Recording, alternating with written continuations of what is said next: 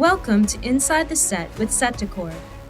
Inside the Set is a series that focuses on the design and decor of stories that excite us and ignite our imaginations, where we get to discuss the collaborations between production designers and set decorators, and hear firsthand accounts of how those works of art came to be, from their inception, ideas on a page, through completion, where we sit in the dark and experience them collectively. Welcome to Inside the Set with Set Decor. I'm Andrew Baseman, SDSA, and today I'm pleased to be joined by set decorator Rich Murray and production designer Curt Beech to discuss their collaboration on Hulu's hit series, Only Murders in the Building. Rich and Curt, thank you for joining me. And again, congratulations on your recent Emmy nomination for the show. Much deserved. Thanks, Andrew. Thanks very much. So to start this off, I'm going to ask you guys, did you, the director, showrunner, and or any of the lead actors jump in with a clear idea of what the look and tone of the show would be? Or did the concept evolve into what it was ultimately designed and shot? I would say it was a combination of script and story. Initially, to get the job, I was pitching based on a set of ideas, and some of them stuck and some of them didn't as we went on. And I think the tone of the show developed through that process of sort of seeing what worked and what didn't, playing it against the characters and what the visuals would mean once we got to know them a little bit better, and once we got a couple more scripts at the beginning of the process to really start to understand who they were and what their spaces would look like. And we had a lot of questions to try and get to that point. So it's definitely an evolution. I wouldn't say it was all like nailed down at the very beginning. Rich? Yeah, that seems to make sense. I think the process sort of clarified itself like 3 or 4 weeks in. We into the prep schedule. And then we had a great sort of walkthrough with Steve, at least. And he was very involved in the selection of art on the walls for his space. I think that Martin Short and Selena Gomez were a little less involved, although we had great leadership from the showrunner, from John Hoffman, the creator. We'll get more into that later because I have lots of questions about the artwork. Since the building in the show's title is essentially a main character, let's talk about the Arconia, which I understand is based on the Belnord, an apartment building in Manhattan. I assume the interior was built on stage, so please tell me if the layout is based on the actual location, and how many rooms and hallways did you build? It seems to go on forever. This is all based on this sort of classic building in New York that there are fewer and fewer of them in the city, but it is a courtyard building. And we really wanted to look at the history of these buildings in the city. And we looked at several as possible models and possible exteriors. And we landed on the Belnord. It was kind of the best of them all. It had been recently renovated, extensively renovated. So, you know, a lot of the apartments have changed over time, but in creating the spaces, we went back and we looked at the original ground plans for these buildings. And then we modified and really thought about, you know, how it would have changed over the years and how people buy and combine apartments and how things get reduced and expanded upon. So the building is definitely very important, and it is a character. The way people in New York live on top of one another is very important, and you get a social stratification to what goes on in a building. You get histories through families because apartments get passed down, especially really nice ones. So having a building like this creates a microcosm sort of organically of the city, and it allows these characters to really resonate within a confined space. And that's what's kind of interesting about the show, Only Murders in the Building. You know, the building, obviously, as you're saying, is really important and really had to get nailed down in a very specific way. And other than the exterior scenes shot at the Belnord, were any of the interiors shot there as well? We didn't shoot anything else at the Belnord except the exterior and the courtyard. Season 1, we were in high COVID lockdown, so it really was difficult to get into places. We could have any restaurant, any bar in the city, because those were almost all shut down or sort of in stasis. But buildings like this were harder to get into, and we didn't go inside this one. The lobby didn't offer us much in this building. It was really about the exteriors, and we took plate shots of the interior courtyard from a higher floor and used that for our exteriors. When you see out the windows, that's a visual effect. And when you pan down the building in the first episode and we get all the people in their apartments, those are plates that are matted onto our set. An early scene in the first episode takes place outside of Dakota on Manhattan's Upper West Side, not far from the Belle Nord. Was that done intentionally to link these two iconic apartment buildings? I don't know if that was specifically selected as location for that, but I think it was just more to anchor them on the Upper West Side. Mm-hmm. Absolutely. Yeah. The Upper West Side, it has its own character. It's very different from the Upper East Side. And the Dakota is the most iconic building on the Upper West Side. So it gives us the park for a second. It gives us this iconic building. We did look at the Dakota as a source of inspiration, also some of the apartments that were in the Dakota. I'm sure there are countless fans obsessed with the variety of wallpapers used throughout the sets, including me. Please tell me how you used wallpaper to help define the characters, including Charles' entryway cool-toned geometric tumbling block pattern, Oliver's warm antique toy theater and plaids, and Jan's pastel Asian floral prints. Yeah, we had a lot of great discussions about this early on. Curt, I think, led the way in terms of the papers in Charles's apartment, because that was part of the pitch and part of the development of the set overall. I mean, other than the orange, which is really kind of exciting, everything else is sort of subdued and very sort of orderly in Charles's apartment. It's as if he had a designer come in and work with him to renovate this portion of the apartment. We're thinking in the probably in the late 90s, early aughts. So he's done a little bit of renovating here and there throughout.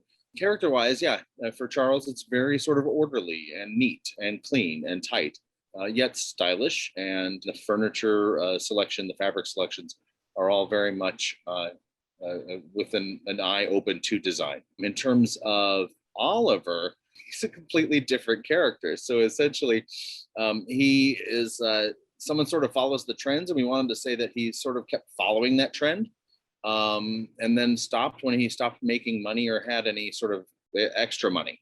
So his place sort of dies around 2005.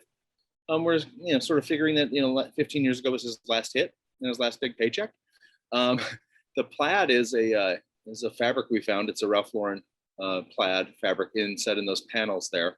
But this room here was really inspired by Coco Chanel's sort of apartment in Paris, with the symmetry, the sofa, and a little bit of that, and then a little bit of the New Yorkiness of his collections. All of his stuff essentially came from somewhere he stole from a set, essentially.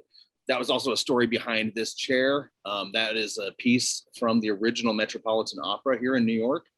We found a lot of pieces from that opera house thinking, let's give him the story of his father was an opera director or an opera impresario, say in the 50s or 60s. And so he's never quite lived up to his father's success. And that makes him a little sad, but it makes him a little theatrical and fun as well. That Sondheim book in the foreground there is mine from my collection. We pulled a lot of stuff together from all of our collections and had a blast with this. And then for Jan's apartment, that wallpaper, I don't remember, Curt, where that sort of inspiration came from, because I don't think we knew she was the killer, right? When we did her apartment the first time. Yeah, that's right. We didn't even know who it was going to be. It was still sort of in development. And so we had to make her foyer, which was the only part that we saw early on in the season. We had to make her foyer a bit of a red herring, and it had to be a friendly space that didn't give anything away. It was just supposed to be pretty and to lull us into a sense of false security on the off chance that she might have been the bad guy. But then when we got to her bathroom in episode 9, I think it was, when Oliver and Mabel realized she was the killer when they broke into her secret poison stash. that wallpaper was it was an Alice in Wonderland sort of take on nightshades, and all of those plants were poisonous plants in the wallpaper in the bathroom. And so it was really a funny take on, and we made it like over the top because at this point we knew who she was. So we're like, we can make her the crazy evil chemist, lady who's poisoning everyone. The most questions I have had about this show are about where the wallpapers came from. Yeah. Everyone wants to know about these wallpapers. Even people want to know about that one for Jan for bathroom, and I'm like, are you sure you want to put that in your house? But okay, yeah, it's deeply kind of troubling. But like we had so much fun with all of these because once we sort of got the gist of the show, and we had gotten over the hump of the first big build and the install, then we started really having fun with. Say for Howard Morris's wallpaper, his wallpaper in his kitchen. Howard is our cat man who lives, I think, on 3. And so his wallpaper in his kitchen is all chicken, because the cats, of course, want to get at the chicken and can't get it. So, but Howard's like whole apartment was a whole inside joke.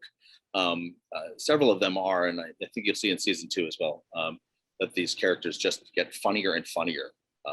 And so we really pushed that in terms of starting at the wallpaper, starting at the flooring. And then the other wallpaper of note is in the dining room, in Oliver's dining room. And what we did in there is we took an etching from the La Scala Opera House, telling the story of his father being an opera director, perhaps, and we painted that by hand. The painters colored it and painted it a print that we made.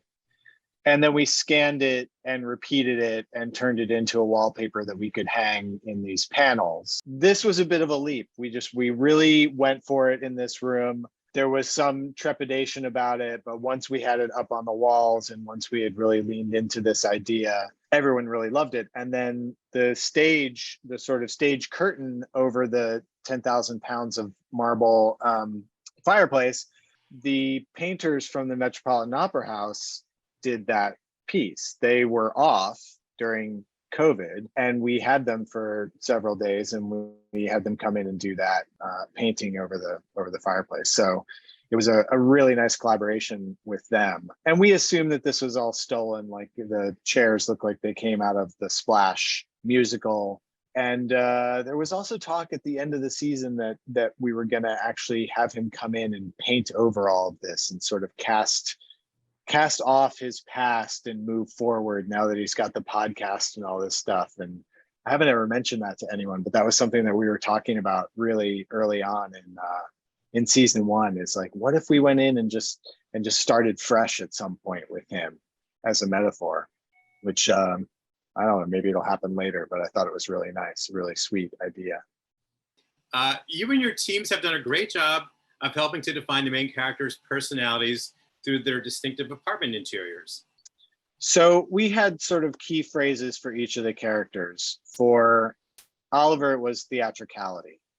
If it wasn't theatrical, it didn't make the cut and it was immediately gone. For Savage, it was playful sophistication. And then for Mabel, it was a bit more nebulous. She's a work in progress. So we tried to keep it very open and very mysterious. So we made things mysterious in her place. And also the revealing of things through her space, the fact that we cut the walls out almost entirely, is a metaphor for her being this work in progress. But going back to Oliver's, the theatricality is everywhere, and it started with the stage. We had imagined that people would be in there late at night. Eventually someone would get around the piano.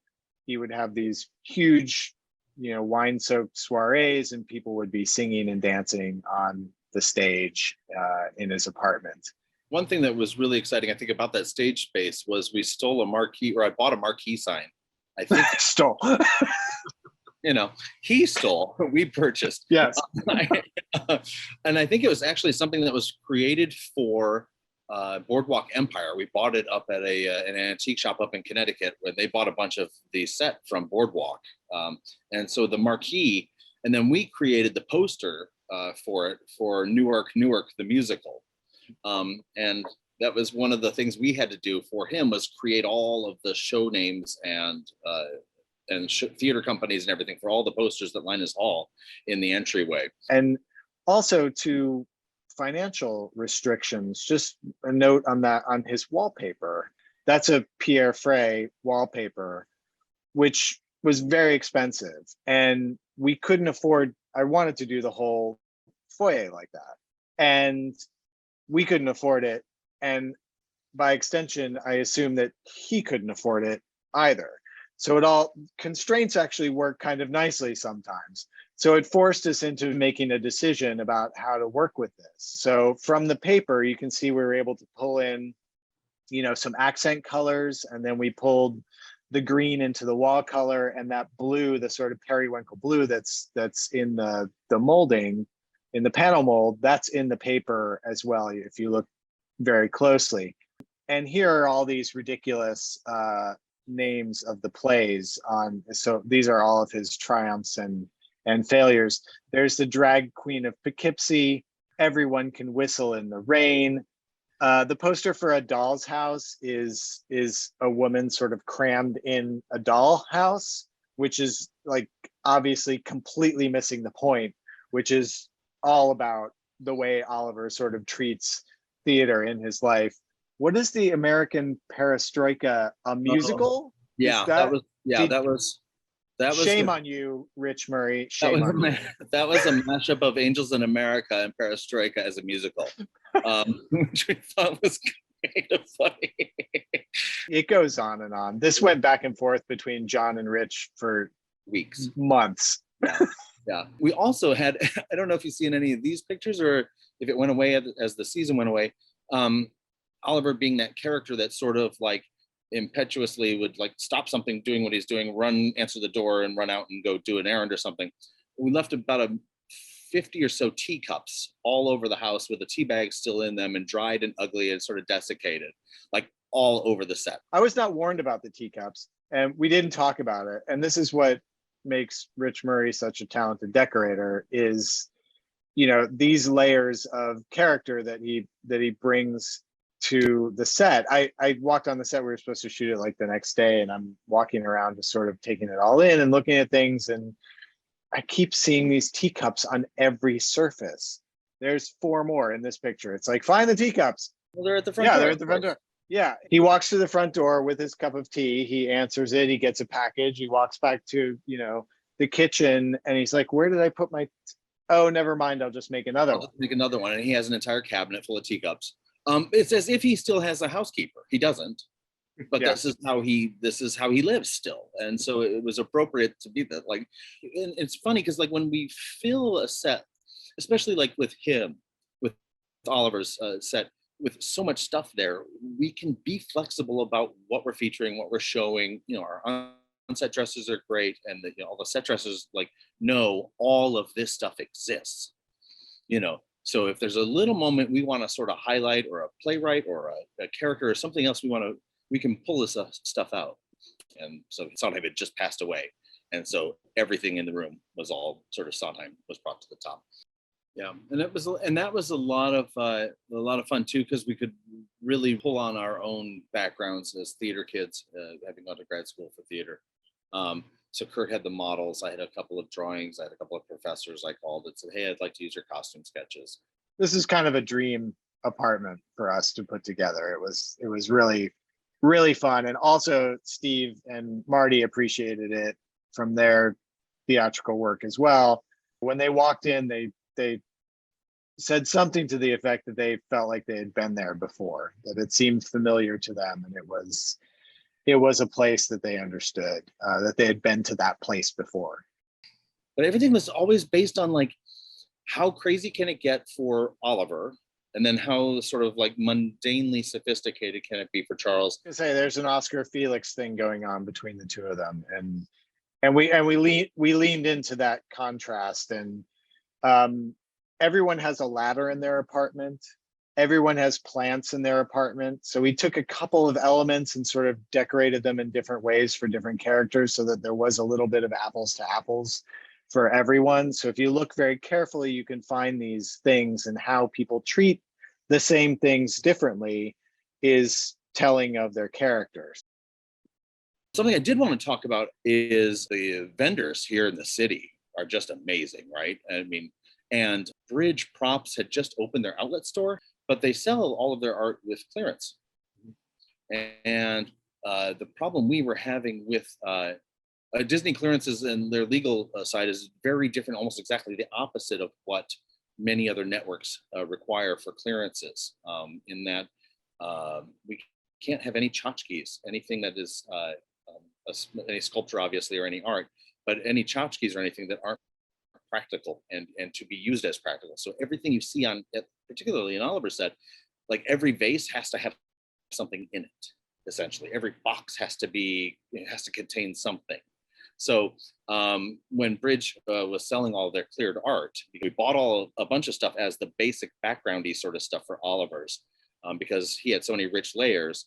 We could use that sort of prop house art. Nothing in Oliver's is of any significant value. Yeah. So the contrast to that is Charles's art collection, which is quite rich and sophisticated. The Alex Katz on the wall is, an indicator of something mysterious, a woman in his past, and a story that we haven't heard yet. That is a piece that is notable and not cheap, but he would have bought it some time ago as an investment with his good eye for art.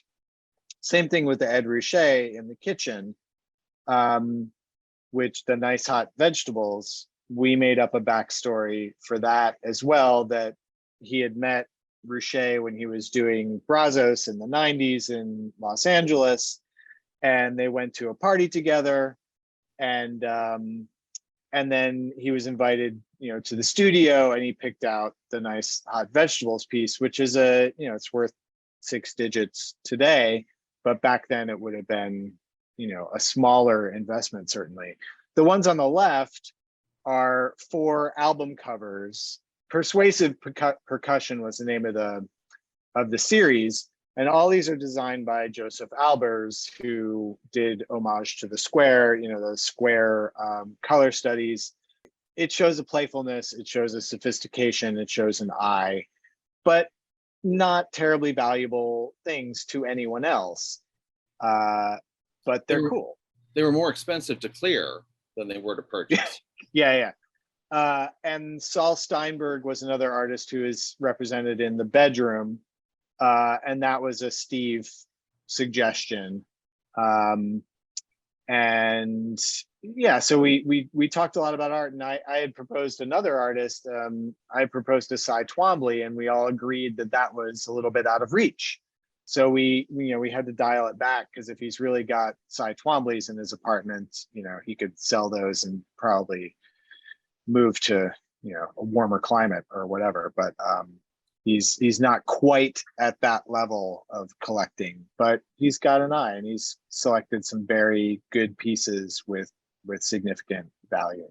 And did Steve Martin, since he's a noted art collector, did he allow you to use any pieces from his own collection? Yeah, we went and raided his house at the San Remo. We just picked and chose. And no, he didn't let us use anything. We reproduced all of our art and cleared it and all of that. So Jess, one of the producers, also helped us deal with that, because his father is an art dealer, and he knew some of the artists, and we were able to cut through a lot of the red tape to get to the Saul Steinberg people, for example, and he really helped us enormously. This is what producers are for. They just they make these hard things easier, and he really helped us on the art side with tricky stuff.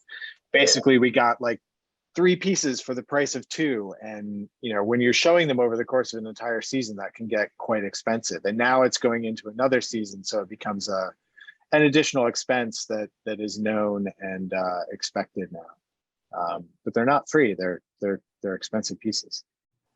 Let's talk about lighting.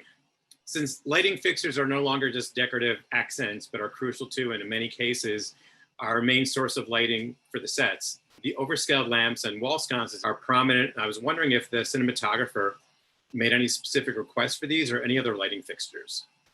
I don't rely on any cinematographer to light the set for me, ever. Because if we want it to look real and authentic, I want to see the ceiling and I want to at least feel the ceiling in these rooms. It was a really good collaboration with the cinematographer because we, particularly looking at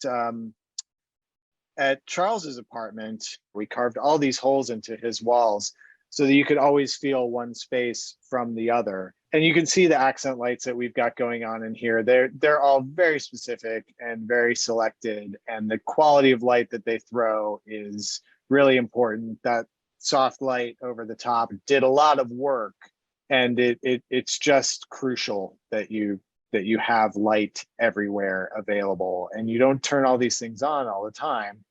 None of us turn all of our lights on all the time when we're at home. We're fairly selective. And even in, Steve's the only one with can lights in his apartment because it's that era when he would have redone the apartment. So even those little accent lights that are in his ceiling, they're not on all the time because they tend to be very hot and they bloom on camera, but they're very evocative of period also and style. So every light is a specific choice. Every source is considered, and none is more important than another. They all work together and they're all crucial. And I would never leave something open and leave something to chance in terms of lighting. Yeah, and from the decorating side, that's part of the fun, I think, of decorating, is finding these amazing fixtures. It's so rare that you get to use so many different awesome pieces, and so knowing that we might have to amp up the amount of light fixtures in a room to assist the director of photography is sort of kind of great. So if you look around, sure, it feels like there's a million lights in every set, but they only turn on a handful of them at a time, and that's the fun from the design decorating side, I think. So I could shop lights all day long, and I do, and I love it, and I will shop stuff, and then I'll send it over to Rich and be like, can we find stuff like this? And we do always.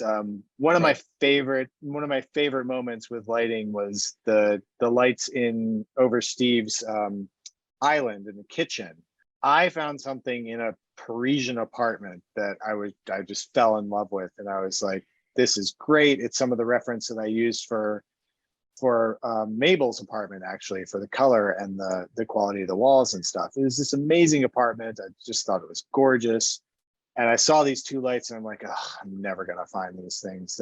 So I'm going through rejuvenation, thinking like, can I find anything in here that works? And in the back of rejuvenation, the same two lights were there. And there were only two of them. And I was so excited. So I grabbed them, and the DP loved them. I knew he would love them, because they have a nice open bottom, so you get a shaft of light coming out of the bottom, and then you get the beautiful glow of the diffusion of the lenses. And then we hung them, and they broke them the first day. Pretty much. Yeah. So they're now held together, I think, by clear tape. A lot of tape. Yeah. It's all theater still. Day one, they cracked it. But of course, we had to adjust the stem to get it down to an area where we can see it on camera. We had, every piece of every fixture always gets played with like that as well. We have to alter everything. This is good because you can see all the different kinds of sources we have here. We have the light over the island that gives a diffuse light outward and down. We've got the saucery light over the dining room table that does both up and down, and we can turn them depending on how we want to play with it. And then you've got the nice desk lights, and there's another desk light on the desk, that low, sleek silver thing, that stainless steel desk light in the lower left-hand corner there, in addition to those like top hatty top heavy lights there. And then you've got all of the can lights, typical can lights that you would find in a kitchen environment, chasing the room so that it looks real. And the light over the stove in the hood. Yeah.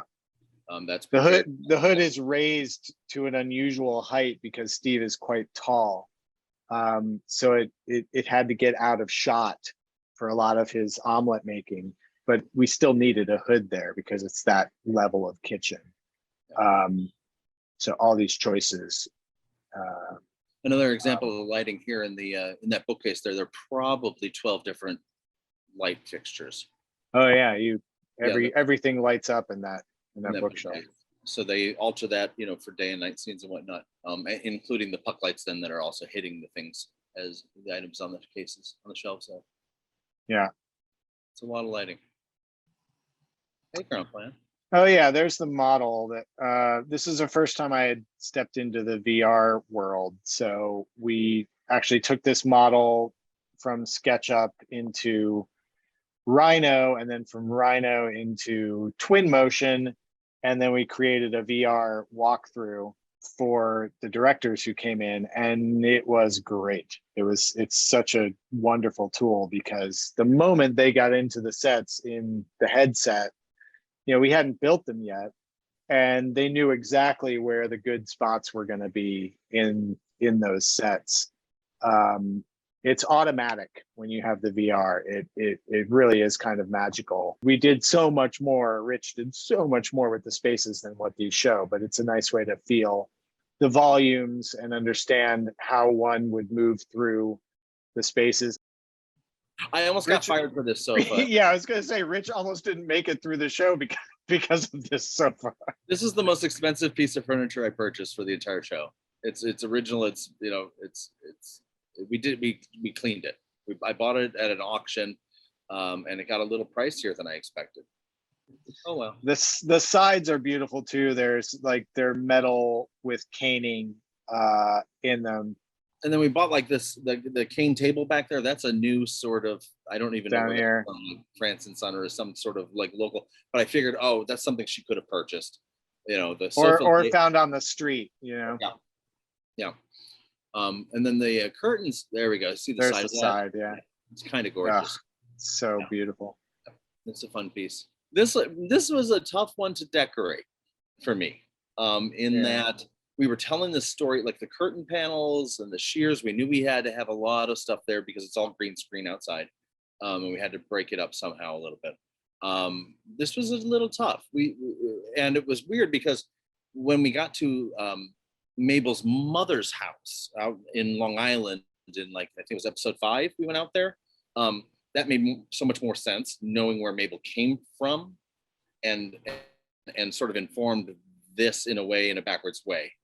Now this room feels like it works for me. She's renovating her aunt's apartment here in the city, and so a lot of the curtains stayed up, but everything else went away pretty much. And the curtains are kind of great. These are probably the most expensive curtains we did because they're great fabric. But we custom made the bedspread, and it was sort of wanted to feel a little bit vintage, like she found it in the house or she picked it up at a thrift store. But it gives a good sort of Mabel vibe. And so I'm hoping we get to go into her apartment season 3 and have it a fresh, brand new space. We were always sort of fighting the crew's impulse to clean up in this apartment. Yes. So they were always mopping the floor. We're adding dust, and then the next crew comes in and they mop the floor. I'm like, just stop. We like the dirt in the corners. It's great. We didn't want it to be too shiny, too fresh, too clean. We still wanted it to feel dusty and like there's work happening all the time. It really wasn't. Yeah. And this is the work of Laura Perez, who's an amazing illustrator. She had her hand in the title sequence, and she also did all of the art for Mabel and all of the art in the mural. I love this piece. I think it's so beautiful. Our painter spent a lot of time on it, and it's just gorgeous, and it all dovetails so nicely with the title sequence. I didn't know all that was happening, but when I got to see it all together, I had seen an early version of it that wasn't much like this, and then it all sort of came together. It all made sense.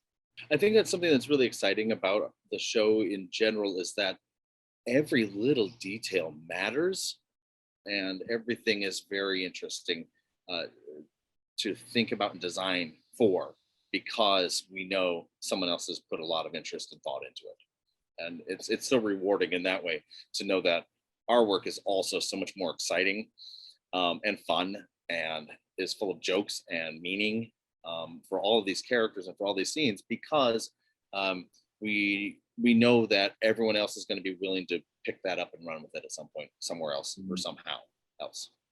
It's really exciting. And if you go back, the illustrations, we did some key art for each of the characters after we had the model built. Ali Kashfi, our illustrator, did a key piece for Mabel, and then there's Oliver in his study, and then we did one for Steve also in Steve's apartment. So we did these 3 hero illustrations, and then got sort of a sign off on that, and we were off to the races with color and palette and all that. And color in here all came from that one fabric, the Paul Smith fabric on the sofa. Color in Oliver's all came from the plaid that we found for the walls in his living room. We started there. There's always you always have to have something to start from, I find. And, sometimes it's a rug, sometimes it's a swatch of fabric. And in this case, it was the fabrics. And then in Mabel's, it was that Parisian apartment that I found that gave me the wall color in one of the rooms. And then we went from there. Yeah. And I think Rich nailed it. We had so much fun. It's that thing where you take the crazy idea and you boil it down into something that's a little bit more real and more authentic feeling. And then you find that middle ground that really works. And that's the tone of the show. It's like, it's a little bit kooky, but it is based in reality. And Right. You have to remember that and you have to check yourself when you're making these decisions and be like, is this too much? And when it is, if you've been doing your homework and you're really in tune with the characters, you have this crazy idea, and then you're like, all right, let's just pull it back a bit. And then you've landed at the right level of zany. And also let the script play that for you. Yeah. And that's a great thing about the show, is the scripts are fantastic. And so much of what you need to know as a designer and a decorator are contained in the scripts. And that's the project that you're looking for, is when the writing is really rich and the characters are well conceived and well drawn and well written. That makes your job a lot easier. And there's blood running through it. There's a reason for everything being in the room. We can make pretty places, we could do that. But when the character is so well fleshed out on page, it's a joy to be able to tap into that at every moment. Well, thank you, Rich and Curt, for your inspiring talk. As a fan of the show, it was exciting to learn all these details, and it was really eye-opening for me. So thanks so much, and I hope everyone appreciated it. And good luck with your next projects. Thank you much. Thank you so much. We had a great time. Thanks for joining us for this episode of Inside the Set with Set Decor. Don't forget to subscribe to our YouTube channel and visit our website, setdecor.com.